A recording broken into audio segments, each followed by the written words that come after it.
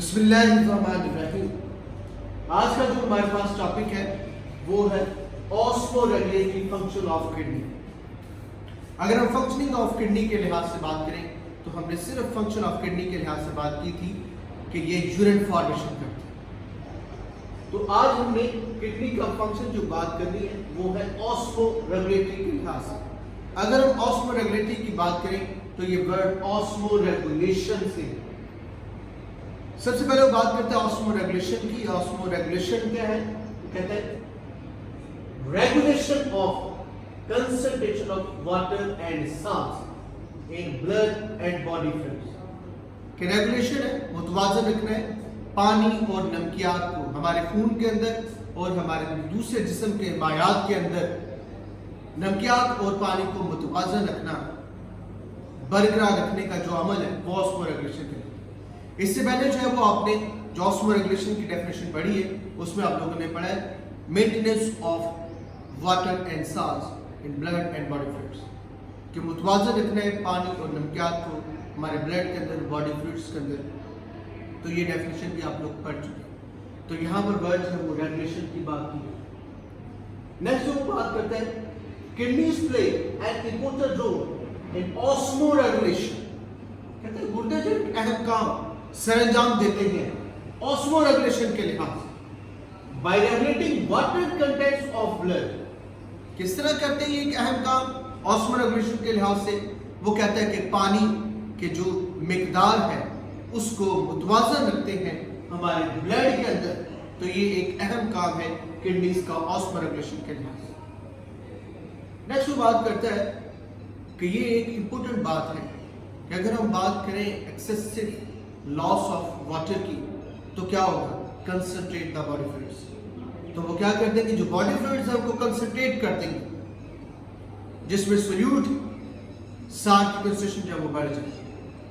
अगर वो बात करते हैं इसके बरक्स कि एक्सेसिव इनटेक ऑफ वाटर तो फिर क्या हो जाएगा? डाइल्यूट। तो वो क्या कर देगा?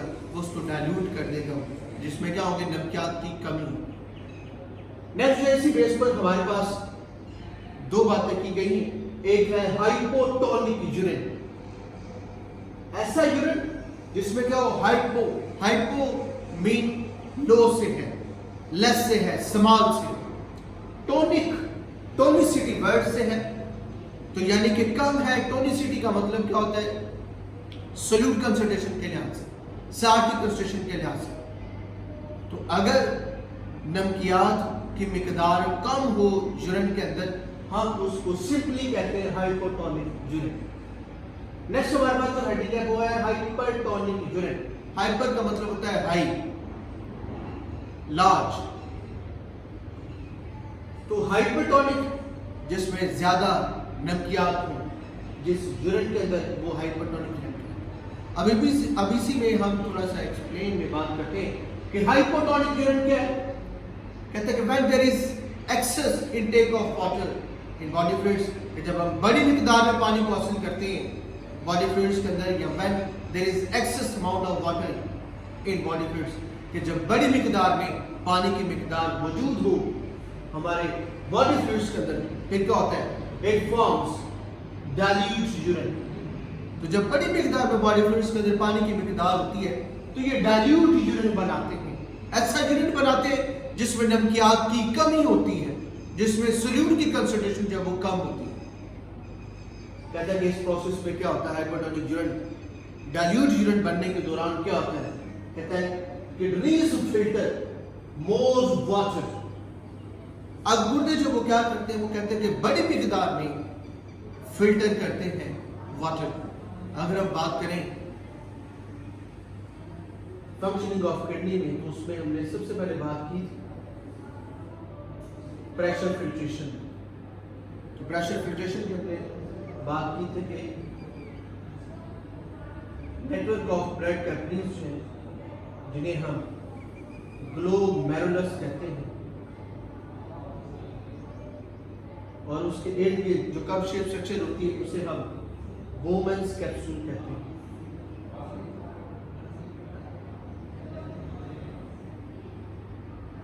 तो कहता है कि फिर क्या होता है? Kidneys filter more water from glomerular capillaries, तो ये ग्लोमेरुलस की जो नेटवर्क ऑफ कैपिलरीज है, ब्लड वेसल्स जो है, बारीक खून की नालियां जो है, यहां से वो किस में आ जाता है, वोमेन्स कैप्सूल के अंदर। जब बड़ी मिकदार में पानी मौजूद होता है तो उसको ज्यादा फिल्टर किया जाता है। तो हमने इसी प्रोसेस को कि जो मुश्किल है ग्लोमेरुलस और वोमेन्स कैप्सूल के ऊपर, कि जिसमें हमारे पास वाटर जब वो फिल्टर होकर वोमेन्स कैप्सूल में आ जाता है, हमने वहां पर इसकी बात की थी कि ये हमारे पास क्या कहलाता है, प्रेशर फिल्ट्रेशन कहलाता है। तो यहां पर क्या होगा, ज्यादा फिल्ट्रेशन होगी, और इसके बरक्स क्या होगा, लेस वाटर इज रीअब्सॉर्ब्ड। जब ज्यादा फिल्ट्रेशन होगी और दूसरी तरफ क्या होगा, कहता है कि लेस रीअब्सॉर्प्शन। इस इंडेक्स में बात की थी सिलेक्टिव रीअब्सॉर्प्शन की। तो जब ज्यादा फिल्ट्रेशन होगी और लेस रीअब्सॉर्प्शन होगी तो फिर क्या होगा, abundant dilute urine is produced। तो बड़ी मिकदार में जो डाइल्यूट यूरिन होगा वो पैदा होगा, यानी कि जब ज्यादा पानी फिल्टर होगा और नमकियात कम फिल्टर होंगे और इसको जज़ब भी दोबारा बार बार कम किया जाएगा, तो फिर बड़ी मिकदार में यूरिन ऐसा पैदा होगा जिसमें नमकियात की, साल्ट की कमी होगी, सोल्यूट कंसंट्रेशन की कमी होगी। तो ऐसे यूरिन को हम डाइल्यूट यूरिन या हाइपोटोनिक यूरिन कहते हैं। अब ये क्या करता है, it brings down the volume of body fluids to normal. तो ये क्या करता है, जिस समय जो पानी की मायात में जो कमी होती है, जो ज्यादती होती है, वो उसको कम करके वो नॉर्मल की तरफ लेकर आता है। It brings down the volume of body fluids to normal. तो जिस्म के मायात को वो कम करके नॉर्मल की तरफ लेकर आता है। नेक्स्ट जो हमारे पास है वो है हाइपरटोनिक यूरिन। अगर हम हाइपरटोनिक यूरिन की बात करें तो इसमें कहता है कि बिल्कुल उसके बरक्स, when there is shortage of water in body fluids, जब पानी की कमी होती है बॉडी फ्लूइड्स के अंदर, फिर क्या होता है, they form concentrated urine। तो वो फिर क्या बनाते हैं, वो कंसंट्रेटेड यूरिन बनाते हैं, ऐसा यूरिन के जिसमें सोल्यूट की कंसंट्रेशन जो है वो ज्यादा होती है। नेक्स्ट बात करते हैं, kidneys filter less water from glomerular capillaries into women's capsule. वो क्या करते हैं, वो कहता है कि यहाँ पर जो प्रेशर फिल्ट्रेशन जो फर्स्ट स्टेप है हमारे पास, कि जिसमें ग्लोमेरुलर से वोमेन्स कैप्सूल में जाना होता है, तो कहता है कि यहाँ पर वाटर की फिल्ट्रेशन कम होती है और क्या होता है, मोर रीअब्सॉर्प्शन अकर्स, और यहाँ पर ज्यादा से ज्यादा रीअब्सॉर्प्शन होती है। यहाँ पर पानी को बार बार दोबारा जज़ब किया जाता है और ज्यादा से ज्यादा जज़ब किया जाता है। उसकी वजह से क्या होता है, it concentrates the body fluids and less concentrated urine is found are produced. तो फिर कहते हैं कि कम मिकदार में लेकिन कंसंट्रेटेड यूरिन जो है वो प्रोड्यूस होता है। बड़ी मिकदार में ऐसा यूरिन पैदा होता है जिसमें सोल्यूट की, साल्ट की कंसंट्रेशन जो है वो बड़ी मिकदार में मौजूद होता है। फिर वो कहते हैं कि क्या करते हैं, it increases the volume of body fluids to normal. तो फिर ये बॉडी फ्लूइड्स को अंदर जो है वो बढ़ाते हैं, वॉल्यूम को बढ़ाते हैं, पानी की मिकदार को बढ़ाते हैं बॉडी फ्लूइड्स के लिहाज से टू नॉर्मल, कि वो नॉर्मल की तरफ जाए। क्योंकि यहाँ पर जो कंसंट्रेटेड है तो फिर इसको बॉडी फ्लूइड्स को क्या करेंगे, वो बरकरार रखने के लिए इसके वॉल्यूम को बढ़ाएंगे। कहते हैं this whole process is under the hormonal control. तो ये जो मुकम्मल जो अमल होता है, कहते हैं कि ये प्रोसेस के जिसमें हाइपोटोनिक यूरिन के लिहाज से, तो जिसमें पानी की मिकदार कम होती है और उसको दोबारा जज़ब किया जाता है बार बार, ताकि बॉडी फ्लूइड्स के अंदर इसकी बरकरार रखा जा सके। तो कहते हैं कि ये हार्मोनल कंट्रोल होता है। और इसमें जो फहरिस्त है वो हार्मोन का नाम है एल्डोस्टेरोन, जो किडनीज को साल्ट और वाटर की कंसंट्रेशन को बरकरार रखने में मददगार साबित होते हैं। नेक्स्ट जो हमारे पास है वो है डिसऑर्डर्स ऑफ किडनी। किडनी के क्या अमराज हैं, तो सबसे पहले वो बात करते हैं किडनी स्टोन्स, गुर्दे में पथरी की वो बात करते हैं। अगर हम गुर्दे में पथरी के लिहाज से बात करें तो सबसे पहले वो बात करते हैं व्हेन यूरिन बिकम्स कंसंट्रेटेड, जब पानी हम कम मिकदार में पीते हैं या हमारे जिस्म के मायात के अंदर पानी की कमी होती है, तो कहता है कि फिर क्या होता है, यूरिन बिकम्स कंसंट्रेटेड। तो यूरिन जो है वो उस वक्त कंसंट्रेटेड होता है, उस वक्त उसमें सोल्यूट की मिकदार ज्यादा होती है, साल्ट की मिकदार ज्यादा होती है। उसकी वजह से क्या होगा, crystals of many salts, example given calcium oxalate, calcium and ammonium phosphate, uric acid are formed in it. जब ऐसा यूनिट जब जिसमें साल्ट की मिकदार बढ़ती जाएगी, वो प्रोड्यूस होता जाएगा, जिस समय पानी की कमी वाक़ई होगी, तो फिर क्या होगा, उसकी वजह से बहुत से क्रिस्टल्स बनेंगे साल्ट्स के, जिसमें कैल्शियम का ऑक्सलेट है, कैल्शियम और अमोनियम के फॉस्फेट है, यूरिक एसिड है, तो ये बढ़ना शुरू हो जाएंगे। उसके बाद कहता है कि ये जो क्रिस्टल्स बन गए, such large crystals cannot pass in urine and form hard deposits called kidney stones। तो जब ये क्रिस्टल्स इन साल्ट्स के बन जाएंगे, तो कहता है कि ये जब बड़ी मिकदार में बढ़ना शुरू हो जाएंगे, जब ये बड़े होना शुरू हो जाएंगे, जब इनका साइज बढ़ जाएगा, तो फिर ये हमारा जो यूरिनरी सिस्टम है, जो यूरिन है, उसके जरिए से जिस्म से खारिज नहीं हो पाएंगे। यूरिनरी सिस्टम के अंदर यूरिन के जरिए से जिस्म से खारिज नहीं हो पाएंगे। तो कहता है कि most kidney stones start in kidneys, most kidney stones start in kidney। ज़्यादातर जो गुर्दे की पथरी होती है, वो कहते हैं कि शुरू होती है गुर्दों से, कुछ जो है वो ट्रैवल करती है यूरेटर से, और यूरेटर से यूरिनेटर के अंदर, तो इस तरह जो है वो ट्रैवल भी किडनी स्टोन्स करते हैं। नेक्स्ट जो हमारे पास है कॉजेज ऑफ किडनी स्टोन्स, कि क्या वजूहात है गुर्दे की पथरी के लिहाज से। तो सबसे पहले जो सबसे कॉमन है तमाम बीमारियों की वजह, वो है age. Age is a continuous process. Aging जो है वो एक लगातार जारी और सारी अमल है, इसको कोई भी नहीं रोक सकता। तो वो कहता है कि एज जो है वो हर बीमारी की जड़ है। तो किडनी स्टोन्स के लिहाज से वो कहते हैं कि जो एज है वो सबसे बड़ी वजह है।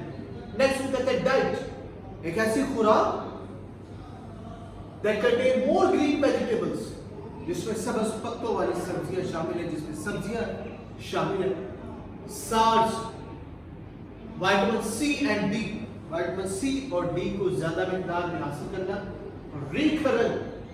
रिकरेंट यूरिन ट्रैक्ट इन्फेक्शंस, बार बार यूरिन ट्रैक्ट इन्फेक्शंस होना, बार बार हमारे यूरिनरी सिस्टम के अंदर बार बार बीमारी का पैदा होना, रिकरिंग बार बार ये दोबारा ये अमल हो, यूरिन ट्रैक्ट इन्फेक्शंस का होना, लेस इनटेक ऑफ वाटर, सबसे बड़ी वजह जो किडनी स्टोन्स की है वो है लेस इनटेक ऑफ वाटर। जब हम कम मिकदार में पानी पीते हैं तो ये भी किडनी स्टोन्स का बायस बनती है। अल्कोहल कंजप्शन, शराब का पीना, उसका हल, तो शराब की वजह से भी कहता है किडनी स्टोन्स होते हैं। नेक्स्ट हमारे पास जो सिम्टम्स हैं उसकी अलामात हैं कि कौन सी अलामात होती है कि जिसकी वजह से हम पहचान सकते हैं कि इसको गुर्दे की पथरी के मसाइल हैं। वो कहता है सीवियर पेन इन किडनी और इन लोअर एब्डोमेन, गुर्दे में दर्द होना या एब्डोमेन, हमारे पेट के नीचे की जानिब जो लोअर एब्डोमेन है वहां पर दर्द होना, या गुर्दे में जो ट्रैवल करती बैक से फ्रंट की तरफ और ये फिर लोअर एब्डोमेन की तरफ, ये दर्द अगर वो सीवियर पेन हो, लगातार जारी और सारी रहे, हम कहते हैं कि ये गुर्दे पेन। वोमिटिंग है, वोमिटिंग का आना, foul swelling, urine with blood and पस, एक ऐसा यूरिन कि जिसमें खून भी है और जिसमें पस भी है, पी भी है और उसमें स्मेल आए। तो यूरिन जिसमें ब्लड भी हो, पस भी हो और उसमें बदबू पैदा हो, तो ये भी एक रीजन है। आपके पास सिम्टम्स है किडनी स्टोन्स के। नेक्स्ट आपके पास है फ्रीक्वेंट यूरिनेशन, और आपको बार बार पेशाब आता है, बार बार यूरिन आता है, तो ये भी आपके पास एक बड़ी सिम्टम्स है।